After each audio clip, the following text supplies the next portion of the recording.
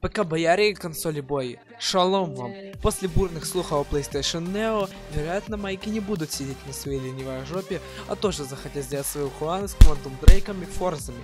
Так вот, глава микромягких Фил Спенсер заявляет, мол, мы не заинтересованы в этом, ибо PlayStation 4 все равно соснул. Вернее, он сказал, что если мы будем делать новый хуан, то уже с большим прорывом, новыми характеристиками, типа консоли нового поколения.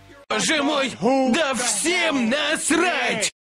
Но мы знаем, что эти хитрые евреи со своим кошерным Xbox не будут медлить, ибо конкуренция — это двигатель прогресса.